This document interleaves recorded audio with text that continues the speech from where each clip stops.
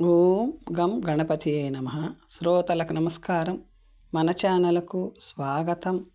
శ్రీ పద్మ మహాపురాణం సృష్టిఖండం 72వ భాగం తులసీ మహత్యం. స్కందుడు ఇలా పలికెను: స్వామి, చెట్లలో ఉన్న శ్రేష్టత్వమును సర్వలోక హితార్థము చెప్పవలేను అనెను.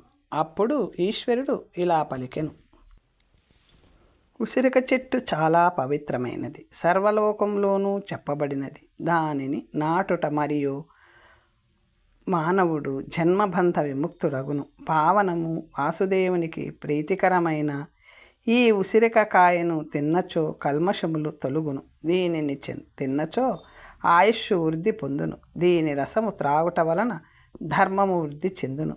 దీని రసములో స్నానము చేసినచో దురదృష్టము నాశనమగును, సర్వైశ్వర్యము పొందును. ఎవరి ఇంటిలో ఉసిరిక చెట్టు ఉండునో ఆ ఇంటిలో ప్రేతములు, దైత్యులు, రాక్షసులు ప్రవేశింపజాలరు.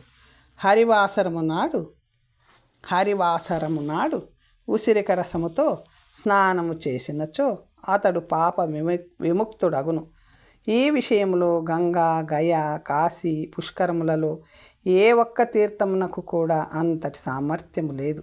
రెండు పక్షములలోనూ వచ్చు ఏకాదశి నాడు ఉసిరిక స్నానం చేసినచో అతని పాపము నశించి విష్ణులోకమును పొందును. విష్ణు ప్రియత్యర్థం ఉసిరికాయను ఆహారంలోను, వంటలో, స్నానములు మరియు హరివాసరములందు తప్పక ఉపయోగించవలేను. ఏకాదశి ఉపవాసమున ఉసిరిక కాయను ముట్టి పారణ చేయవలేను. ఆ తరువాత మిగిలిన పదార్థములను భుజించవచ్చు. ఇలా చేసిన వాడు 7 జన్మలలో చేసిన పాపములు ఒక్క ఉపవాసంతో నశించును. ఇందులో సందేహము లేదు. అతడు అక్షయ స్వర్గమును పొంది విష్ణు సాయుధ్యమును పొందును. అందువలన ప్రయత్నపూర్వకముగా ధాత్రీ వ్రతమును చేయవలేను. ఉసిరిక రసమును తలకు పట్టించుకుని వానికి పూర్వజన్మ ఉండదు. ఉసిరిక కాయను ముట్టుట, స్మరించుట వలన మరియు వరదుడైన విష్ణువు సంతుష్టుడై ప్రియుడగును. ఉసిరిక ఫలము ఉన్న చోట విష్ణు, బ్రహ్మ మరియు లక్ష్మి ఉందురు. అందువలన ప్రతి ఒక్కరూ వారి ఇంటిలో ఉసిరిక చెట్టును నాటి పెంచుకొనవలేను. ఉసిరిక చెట్టు ఉన్న చోట దురదృష్టము ఉండదు. దేవతలు అందరూ ప్రీతులై ఒక్క క్షణం కూడా వదలరు. ఉసిరిక ఫలముతో కూడిన నైవేద్యముతో విష్ణువు ప్రసన్నుడైనట్లు 100 కొలది యాగములు చేసినను ప్రసన్నుడు కాడు. ఉసిరిక రసముతో స్నానం చేసిన మాధవుని పూజించువాని మనసులో ఉన్న కోరికలన్నీ తీరును, ఐశ్వర్యమును పొందును. మునులు, జ్ఞానులు పొందు ఫలమును ధాత్రిని సేవించువాడు పొందును. తీర్థయాత్ర చేయుట వలన, వ్రతములను ఆచరించుట వలన ఎటువంటి ఫలము వచ్చునో అదే ఫలము ఉసిరిక వృక్షమును సేవించుట వలన లభించును. ఉసిరిక ఫలమును సేవించుట వలన దేవీ దేవతలు, శివగణాల ప్రీతిని పొందును మరియు దుష్ట గ్రహములు, దైత్య రాక్షసులు సౌమ్యులగుదురు. సమస్త యజ్ఞములందు, సమస్త దేవ పూజలందు ఉసిరిక ఫలము శ్రేష్టమైనది. కానీ సూర్యుని పూజాదులలో ఇది నిషిద్ధము. అందుకే ఆదివారం నాడు, సప్తమి నాడు ఉసిరికను సేవించరాదు. సేవించినను ఉసిరికతో స్నానము చేసినను ఆయుష్షు, ఐశ్వర్యము, భార్య నశించును. సంక్రాంతి, శుక్రవారము, షష్ఠి, పాడ్యమి, నవమి, అమావాస్య నాడు ఉసిరిక ఫలమును సేవించరాదు. మరణించిన వాని ముక్కు, చెవి, పెదవులు, తలపై ఉసిరిక ఫలమును పెట్టినచో అతడు వైకుంఠమునకు వెళ్ళును. ఉసిరిక రసమును వంటికి పూసుకొని స్నానము చేయువాడు అశ్వమేధ యాగము చేసిన ఫలము పొందును. దీనిని చూసిన వెంటనే పాపులు, దుష్టగ్రహములు పారిపోవుదురు. పూర్వము ఒక పుల్కసుడు అంటే చండాలుడు వేట కోసము అడవికి వెళ్ళి అనేక జంతువులను చంపెను. ఆకలి దప్పికలచే పీడింపబడెను. ఎదురుగా బాగా విరగగాసిన ఉసిరిక చెట్టును చూసి దానిని ఎక్కి కావలసినన్ని ఉసిరిక ఫలములను తినెను. దురదృష్టవశాత్తు చెట్టుపై నుంచి క్రిందపడి గాయములతో కలిగిన నొప్పితో మరణించెను. అనంతరము యముని భటులు, రాక్షసులు, పిశాచములు నాది నాదని చెప్పి శవము వద్దకు వచ్చిరి. కానీ శవము వారికి కనిపించలేదు. అంతటా వారు ఆలోచించి మునుల వద్దకు వెళ్ళి ఇలా పలికిరి: ధీరులారా, పాపి అయిన ఈ చండాలుని మేము కాని యముని కింకరులు కాని చూడలేకపోచున్నాము. దానికి కారణం ఏమిటి? యుద్ధములో వెన్ను చూపి మరణించువారు, శక్తికి మించిన పనులు వలన క్రిందపడి మరణించువారు, భయముతో మరణించువారు, ఆయుధములు, అగ్ని మొదలైన వాటి వలన మరణించిన వారు, సింహము, పులి మొదలైన క్రూర జంతువులచే చంపబడిన వారు, మొసలి మొదలైన నీటి జంతువులచే చంపబడిన వారు, చెట్టు మీద నుంచి కింద పడి మరణించువారు, పక్షాదుల వలన మరణించువారు, కారాగృహంలో మరణించువారు, విషము వలన మరణించువారు, ఆత్మహత్య చేసుకున్నవారు, శార్ధములు లేనివారు, గుట్టుగా పాపములు చేసి మరణించువారు, ధూర్తులై మరణించువారు, గురువును, బ్రాహ్మణుని, రాజును ద్వేషించుచు మరణించువారు, పాషాండులు, వామాచారులు, క్రూరులు, విషమును పెట్టువారు, అబద్ధపు సాక్ష్యము చెప్పువారు, శుచి లేక అన్నము తినువారు, వీరినందరినీ ప్రేతములు తినవచ్చును. ఇందులో సందేహము లేదు. నాది నాది అని ఈ శవమును ఎత్తుకొని వెళ్ళుటకు వీలు పడుట లేదు. ఏ ప్రభావము వలన ఇతనిని మేము చూడలేకపోవచ్చున్నాము అనిరి ప్రేతములు. అలా మునులు ఇలా పలికిరి: ఓ ప్రేతములారా, ఇతను ఉసిరిక చెట్టును ఎక్కి ఆ ఉసిరిక కాయలను తిన్నాడు. అతను నేలపై పడినప్పుడు అతనిపై ఎన్నో కాయలు పడినవి. అందువలన అతడు మీకు కనిపించుటలేదు. అంతేకాకుండా చెట్టుపై నుంచి పడిన ఇతడు దేహమునందు ఆశ లేకుండా సుఖముగా ప్రాణములు విడిచెను. ఇతడు మరియు ఇతర పాపులు స్వర్గమునకు వెళ్ళునది సూర్యుని గమనము వలన కాదు, ఉసిరిక ఫలములు సరి అయిన దినములలో తినుట వలన. ప్రేతములు ఇలా పలికెను: మేము అజ్ఞానముతో అడుగుతున్నాము, నిందించుటకు కాదు. విష్ణులోకము నుంచి విమానము ఇంకనూ రాలేదు. అది వచ్చినంత వరకు మేము తెలుసుకోవలసినదంతా తెలుపవలేను. బ్రాహ్మణులు వేదమంత్రములను, శాస్త్రములను, స్మృతి పురాణములను చెప్పే లోపల మాకు చెప్పి మమ్మల్ని పంపించండి. ఆ వేదధ్వనులను మేము వినలేము. ఆ ప్రదేశములో ఒక్క క్షణము కూడా ఉండలేము. యజ్ఞము, హోమము, జపము జరుగు స్థలములలోనూ, దేవుని పూజా స్థలములలోనూ మేము ఉండలేము. అందువలన ఓ బ్రాహ్మణులారా, మా యందు దయతో వేగముగా చెప్పండి. ఏ పాపము చేయుట వలన మానవులు ప్రేతములగుటకు కారణము ఏమిటి? ఇవన్నీ మాకు దయతో చెప్పండి అనిరి. అప్పుడు బ్రాహ్మణులు ఇలా పలికిరు: తప్పుడు సాక్ష్యం చెప్పువారు, బంధనములో మరణించినవారు, చంపబడినవారు, చలి, తాపము, గాలి, ఆకలి, దప్పిక మొదలైన వాటి వలనను, ఇంకా ఇతర దుఃఖముల వలన మరణించిన వారు ప్రేతములై నరకమునకు వెళ్ళుదురు.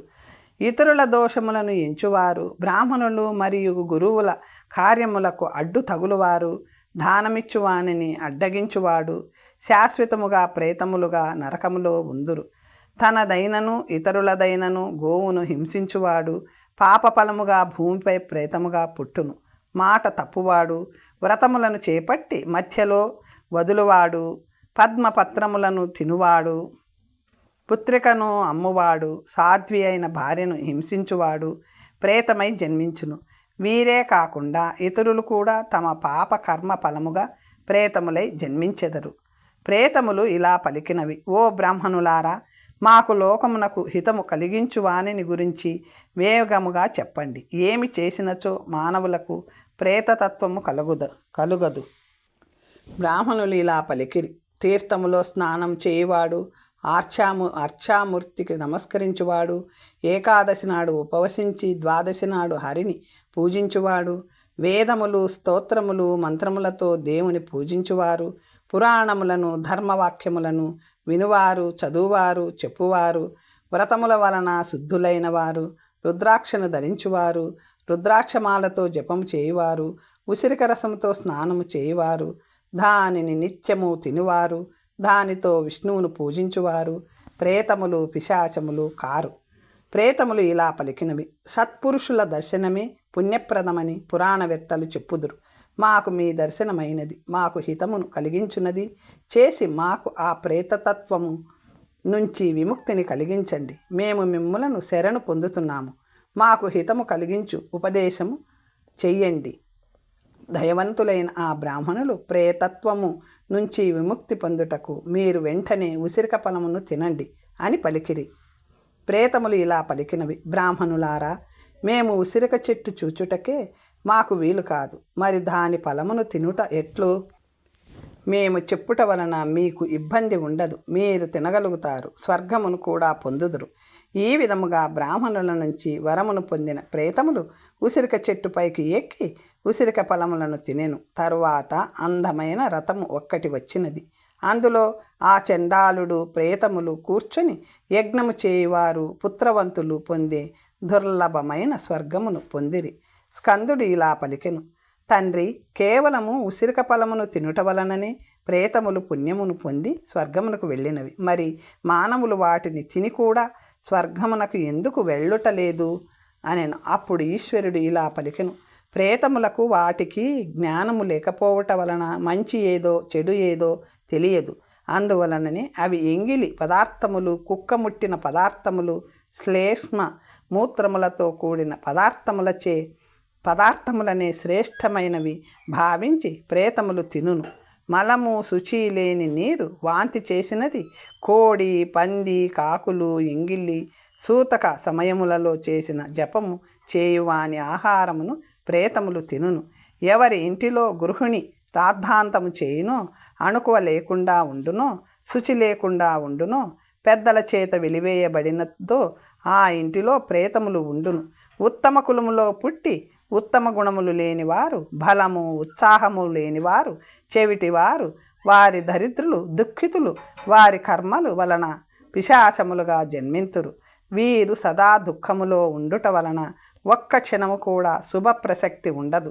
అందువలన వారికి ఆనందము లేని విరూపత్వము కలుగుతుంది. వారు నగ్నముగా ఉంటారు. వ్యాధిగ్రస్తులు, క్రూరులు, మలినులు, దుర్వాసన యుక్తులు, జ్ఞానహీనులు అయి ఉంటారు. సదా దుఃఖములో ఉంటారు. ఇలాంటి వారు ప్రేతములుగా పుట్టినవారు పూర్వ కర్మ ఫలముగా ఈ విధముగా పుట్టుదురు. తల్లిదండ్రులను, గురువులను నిందించువారు, దేవతలను నిందించువారు, నాస్తికులు, వామాచారులు, పాపాత్ములు ప్రేతములుగా పుడతారు.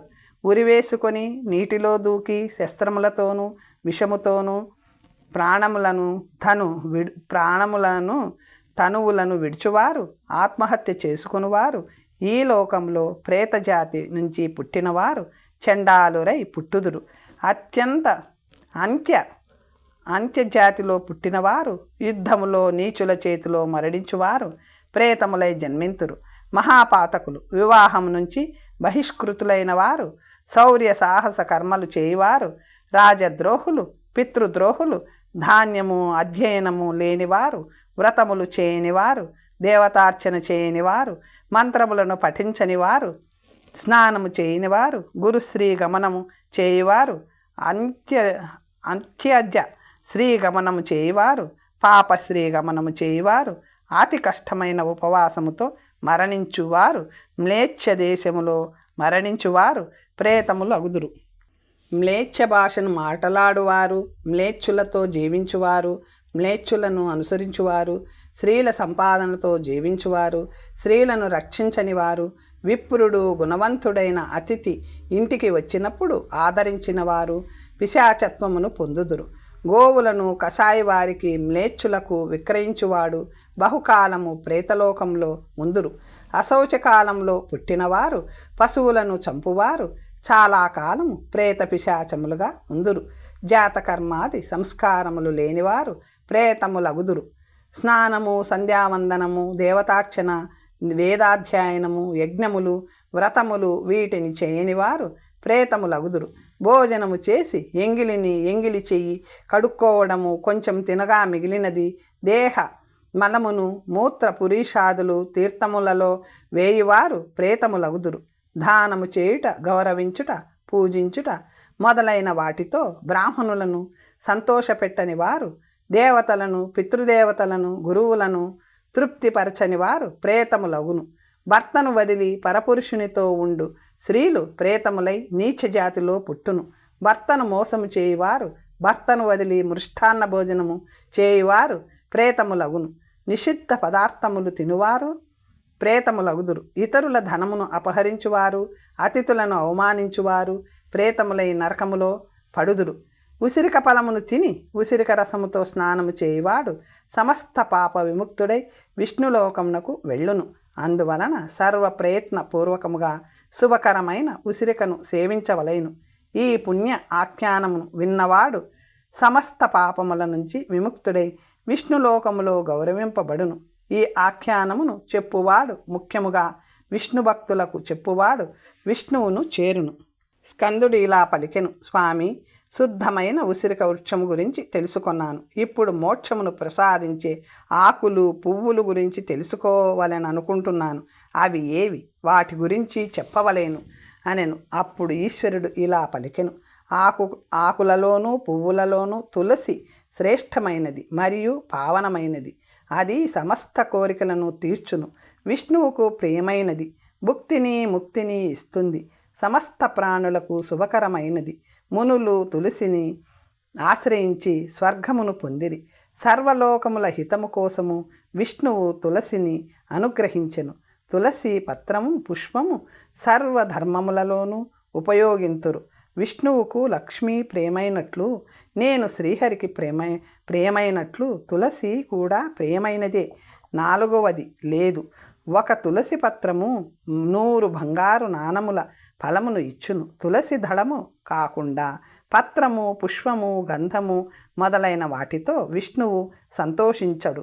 విష్ణువును తులసితో పూజించి చేసే దానము, హోమము, వ్రతము పొందే జ్ఞానం సార్థకము. అతడు జన్మ జన్మలకు బుద్ధి, సుఖము, భోగము, యశస్సు, సంపద, ఉత్తమ కులము, గుణము, భార్య, సుపుత్రుడు, సుపుత్రిక, ధనము, రాజ్యము, ఆరోగ్యము, జ్ఞానము, విజ్ఞానము, వేదాంగములు, శాస్త్రములు, పురాణములు, ఆగమములు, సంహితాలు అన్నింటినీ పొందును. సురలోకములో గంగావలే ఈ లోకములో భగీరథి వలె తులసి పవిత్రమైనది. గంగాజలముతోనూ పుష్కర తీర్థమును సేవించుట వలనను ప్రయోజనమేమున్నది? తులసి దళ మిశ్రితమైన జలమును స్వీకరించినచో గొప్ప ఆనందమును పొందును. మాధవునికి ఎవరి యందు ప్రతి జన్మలోనూ అనుగ్రహం కలుగునో వారికే తులసితో పూజించవలెను అను బుద్ధి పుట్టును. పువ్వులతో కూడిన తులసి దళములతో విష్ణువును పూజించినచో ఆ పుణ్యము యొక్క ఫలమును చెప్పుటకు సాధ్యము కాదు.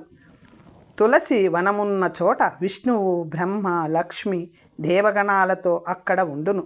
అందువలన తులసీదేవి వన సమీపములో పూజించవలెను. తులసి వన సమీపములో చెప్పిన స్తోత్రము, మంత్రము అనంత ఫలమునిచ్చును. ప్రేతములు, కూష్మాండములు, పిశాచములు, బ్రహ్మరాక్షసులు, భూతములు, దైత్యాదులు అక్కడి నుంచి పారిపోవును. ఆ అలక్ష్మి, నాశిని, ఘూర్ణ, ఢాకిని వంటి తల్లులు తులసిని చూసినంతనే భయపడుదురు. మహాపాతకములు, పాపమున వలన కలిగిన వ్యాధులు, ఇతర పాపములు తులసి వనమును సేవించుట వలన నశించును.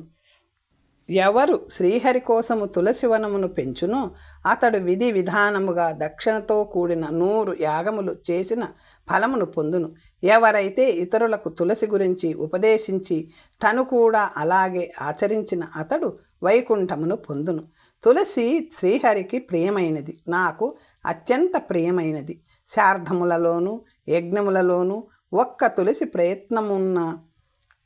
తులసి పత్రమున్నచో సమస్త దేవీ దేవతలకు సమానము.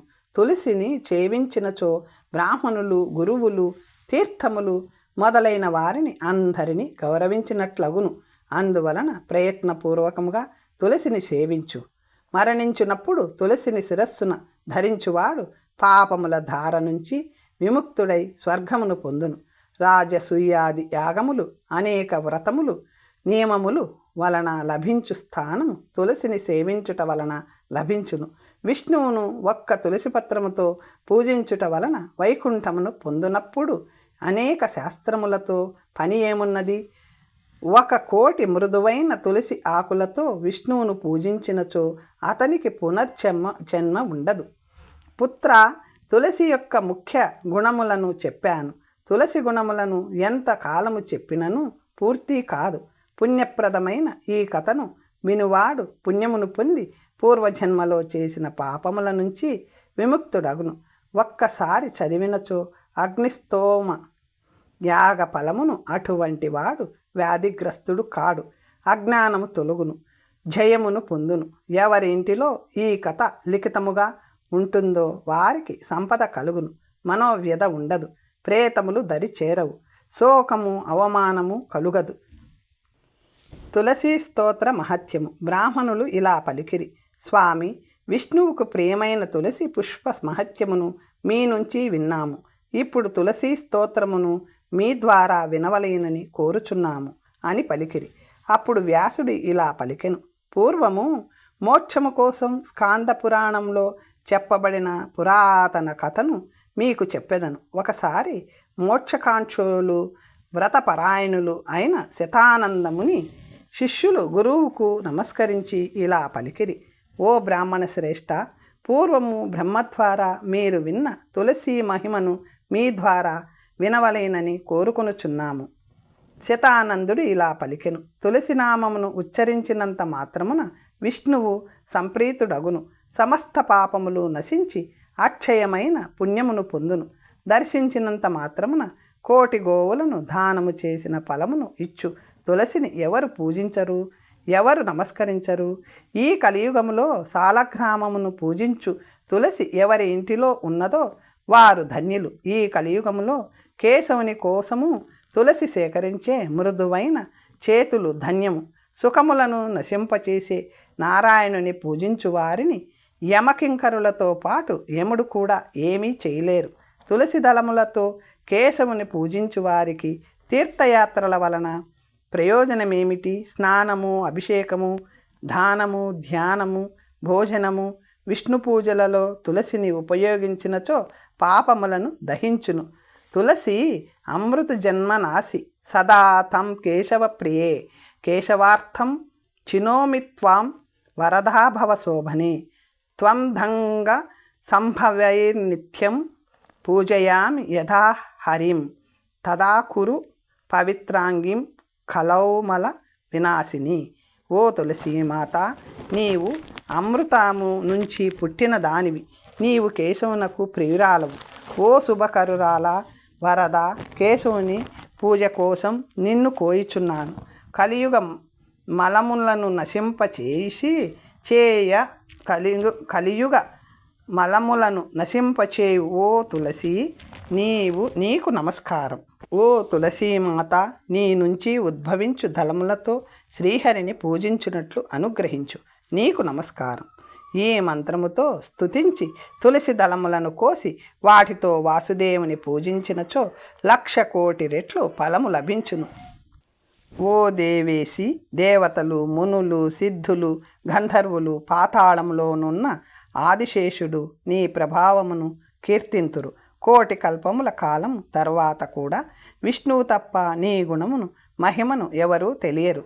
క్షీరసాగరమును మధించినప్పుడు కృష్ణుని 1,000,000 కల్పముల కాలము తర్వాత కూడా విష్ణువు తప్ప నీ గుణమును మహిమను ఎవరూ తెలియరు. క్షీరసాగరమును మదించినప్పుడు కృష్ణుని ఆనంద రూపముగా నీవు ఉద్భవించావు.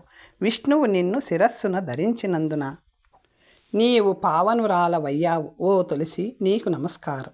నీ పత్రములతో శ్రీహరిని నిర్విఘ్నముగా పూజించినట్లు అనుగ్రహించు. దాని వలన నేను ఉత్తమగతిని పొందెదను. గోమతీ తీరములో శ్రీకృష్ణుడు తులసిని పెంచి కాపాడెను. లోకహితమునకు, గోపీ శ్రీల హితమునకు తులసిని కాపాడెను. బృందావనంలో గోకుల వృద్ధికి కంసుని సంహరించుటకు శ్రీకృష్ణుడే స్వయముగా సేవించెను. పూర్వము రాక్షసులను సంహరించుటకు శ్రీరాముడు వశిష్ఠుని ఆజ్ఞగా సరయూ నదీ తీరములో నిన్ను పెంచెను. తపస్సు వృద్ధి చెందుటకు నిన్ను పెంచెను. అంతటి నీకు నా నమస్కారములు. భర్త వియోగము పొందిన సీతాదేవి అశోకవనములోనే నిన్ను ధ్యానించి భర్తను చేరెను. పూర్వము శంకరుని పొందుటకు పార్వతీదేవి నిన్ను పెంచి తపస్సిద్ధిని పొందెను. అంతటి నీకు నమస్కారం. కిన్నెరలు దేవతాశ్రీలు దుస్వప్న నివారణకు నిన్ను నందనవనమున సేవించిరి. అంతటి నీకు నమస్కారం. పితరులు తమ హితము కోసము ధర్మారణ్యములోను గయలోను నిన్ను సేవించిరి. దండకారణ్యములో రామలక్ష్మణులు నిన్ను సేవించిరి. సీతాదేవి నిన్ను పాలించినది. 3 లోకములలోనూ వ్యాపించిన గంగను శాస్త్రములు ఎలా కీర్తించునో తులసి కూడా చరాచరములలో వ్యాపించినది. ఋష్యముఖ పర్వతములో సుగ్రీవుడు తులసిని పెంచి సేవించి వారిని నాశనము చేసి తారను పొందెను.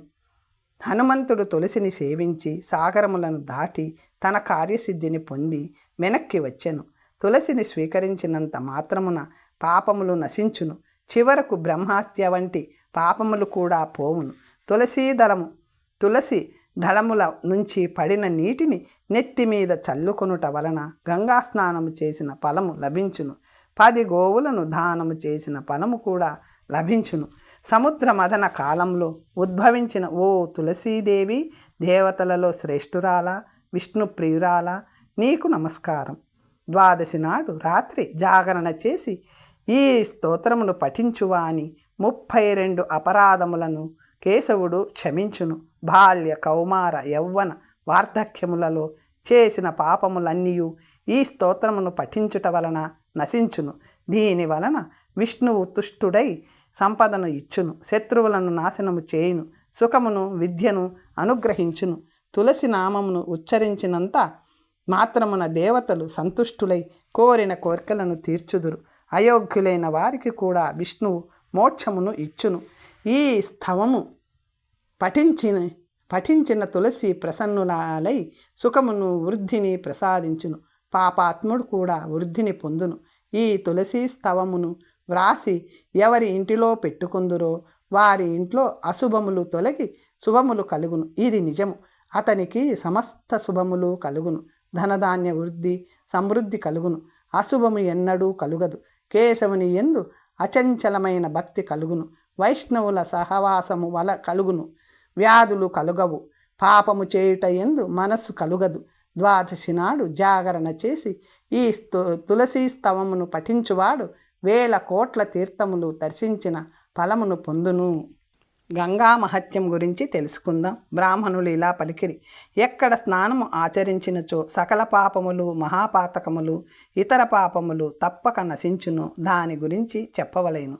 మానవుడు సమస్త పాపముల నుంచి ముక్తుడై స్వర్గములో ఇంద్రుని వలె స్వర్గము నుండి చ్యుతుడు కాకుండా ఉండునో అటువంటి ప్రదేశమును గురించి చెప్పవలేను.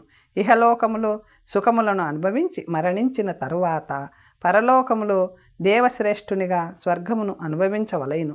స్వర్గమునకు సోపాన మార్గము కలిదోషము నశించిన వారికి లభించునని చెప్పబడినది. వ్యాసుడు ఇలా పలికెను: సామాన్య కులములో జన్మనెత్తిన స్త్రీ పురుషులు గంగా దర్శన మాత్రము చేత పునీతులవుదురు. గంగా అని స్మరించినంత మాత్రమున పాపములు నశించును. పాతకములు గంగానామమును జపించినంత మాత్రమున నశించును. మహాపాతకములు గంగను దర్శించినంత మాత్రమున నశించును. ప్రతిరోజు గంగలో స్నానం చేయుట వలన మరియు పితృదేవతలకు తర్పణములు చేయుట వలన పాపములు రాసి నాశనమగును. పత్తి, ఎండుగడ్డి, అగ్ని తాకడికి ఒక్క క్షణములో దగ్ధమగునట్లు గంగా జలస్పర్శ వలన క్షణకాలంలో పాపములు నశించును. గంగా నదిలో స్నానము చేసిన వాడు వైకుంఠమును పొందును. ఈ లోకములో యశస్సు, రాజ్యము, పుణ్యము, స్వర్గము, ఉత్తమ స్థానమును పొందును. గంగా నదిలో పితృదేవతలకు విధి విధానముగా పిండ ప్రదానము చేసినందువలన పొందు ఫలమును చెప్పెదను విను. అన్నముతో పిండ ప్రదానము చేసినచో స్వర్గములో 1000 సంవత్సరములు గౌరవమును పొందును. తిలతర్పణము చేసినచో దానికి 2 ఫలితము లభించును.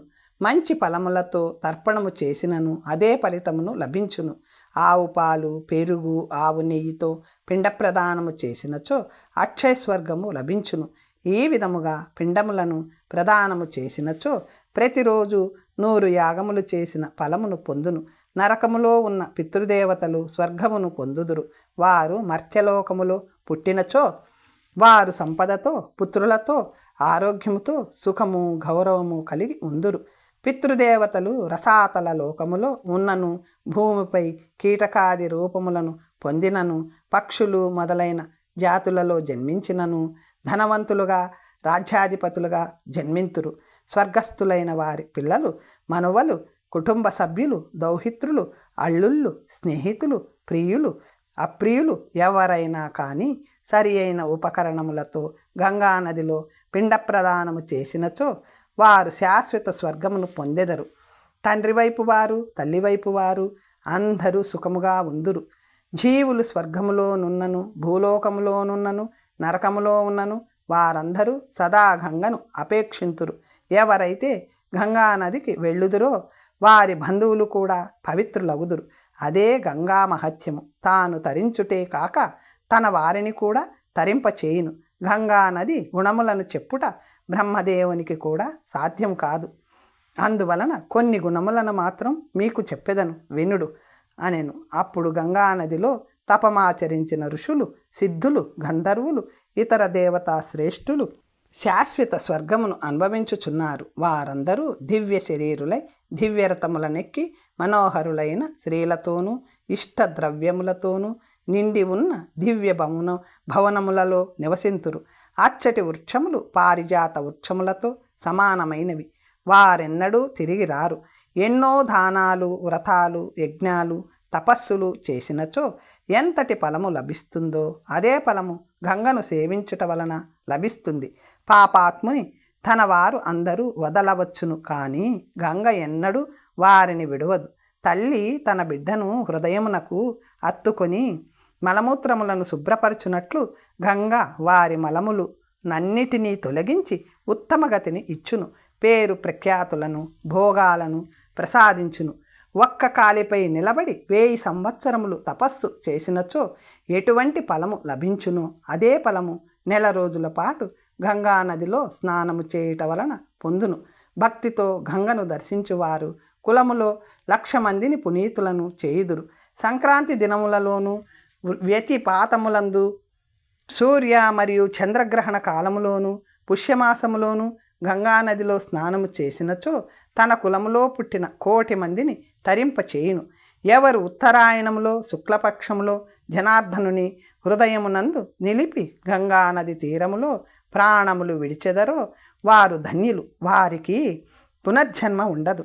విష్ణువు సర్వదేవమయుడు. గంగా విష్ణుమయి. గంగానదిలో పిండదానమును, తిలోదకమును సమర్పించినచో వాని బంధువులు నరకములోనున్నచో స్వర్గమునకు వెళ్ళుదురు. స్వర్గములోనున్నచో మోక్షమును పొందుదురు. ఎంతటి పాపాత్మునకైనను ఉత్తమగతిని కలిగించున్నది గంగా. వేదశాస్త్ర జ్ఞానము లేనివానికి, గురునిందకునకు, ఆచారము తెలియనివానికి గంగ కంటే ఉత్తమ గతి లేదు. గంగను సేవించినచో స్వర్గము, మోక్షము, సుఖ సౌభాగ్యములు లభించినప్పుడు ఎంతో ఖర్చుతో కూడుకున్న యజ్ఞములెందుకు, ఎంతో కష్టముతో కూడుకున్న తపస్సు ఎందుకు? భుక్తిని, ముక్తిని ప్రసాదించే గంగ ఉండగా అనేక నియమములతో మనసుని నియంత్రించే హఠ యోగమెందుకు? ఎన్నో జన్మల నుండి పేరుకుపోయిన పాపములన్నీ గంగలో స్నానము చేయుట వలన నశించును. పుణ్యము కూడా లభించును. ప్రతిరోజు గంగలో స్నానము చేయవానికి సూర్యగ్రహణ కాలములో ప్రభాస తీర్థములో 1000 గోవులను దానము చేసిన ఫలము లభించును. గంగను దర్శించినచో పాపములు నశించును. ముట్టినచో స్వర్గమును పొందును. గంగలో అనుకోకుండా తెలియకుండా స్నానము చేసినను ముక్తిని పొందును. పూర్వజన్మ వాసనల వలన కలిగిన ఇంద్రియ చాపల్యము, దయాహీనత గంగా దర్శనము వలన దూరమగును. పరుల ద్రవ్యమునందు కోరిక, పరధారాభిలాష, పరుల ధర్మమునందు రుచి మొదలగునవి అన్నియు గంగా దర్శనము చేత నశించును. తన ధర్మాచరణ వలన లభించిన దానితో సంతృప్తి సమస్త జీవుల ఎడ సమాన ఆదర భావము కలుగుతుంది. గంగను ఆశ్రయించి జీవించువాడు జీవన్ముక్తుడు, శ్రేష్ఠుడు అగును. అటువంటి వానికి వేరే ధర్మములతో పనిలేదు. అతడు కృతకృత్యుడు, జీవన్ముక్తుడు. గంగలో చేసిన యజ్ఞము, దానము, తపస్సు, జపము, శార్థము, దేవతా పూజలు 1,00,00,000 కోట్ల అధిక ఫలము ఇచ్చును. వేరే చోట చేసిన పాపము గంగానదిలో పితృదేవతలకు విధి విధానముగా పిండ ప్రదానము చేసినందువలన పొందు ఫలమును చెప్పెదను విను. అన్నముతో పిండ ప్రదానం చేసినసో స్వర్గములో 1000 సంవత్సరములు గౌరవం పొందును. తిల తర్పణము చేసినచో దానికి 2 ఫలితము లభించును. గంగా తీరములో నశించును. గంగా తీరములో చేసిన పాపము గంగా స్నానము వలన మాత్రమే నశించును. జన్మ నక్షత్రము నాడు గంగలో స్నానము చేయువాడు తన వంశముచే ఉద్ధరించును. ఐశ్వర్యవంతుని స్తుతించునట్లు గంగను ఒక్కసారి అయినను స్తుతించినచో అతడు స్వర్గమును పొందును. గంగలో నిలబడి గంగానామమును శర్త లేకుండా కీర్తించినను అతడు స్వర్గమును పొందును. భూమి ఎందు మానవులను, పాతాళమునందు సర్పములను, అంతరిక్షంలో దేవతలను ఉద్ధరించుట వలన గంగకు త్రిపతగా 3 దారులలో ప్రవహించేది అని పేరు వచ్చినది. తెలిసి కానీ తెలియక కానీ గంగలో మరణించువాడు సాత్విక గుణములలో ఉన్న యోగి పొందినట్లు స్వర్గమును మోక్షమును పొందును. 1000 చాంద్రాయణ వ్రతములతో ఈ దేహమును శుద్ధి చేసుకొన్న వాని కంటే గంగా నీటిని తన ఇష్టం వచ్చినట్లు త్రాగువాడు శ్రేష్ఠుడు. ఈ భూమిపై అంతరిక్షములోను దేవలోకంలోను ఉన్న తీర్థములు మొత్తము 3.5 కోట్లు. అవి అన్నియు గంగలో ఉన్నవి అని వాయువు చెప్పెను. తరువాత కథ వచ్చే భాగంలో తెలుసుకుందాం. నమస్తే.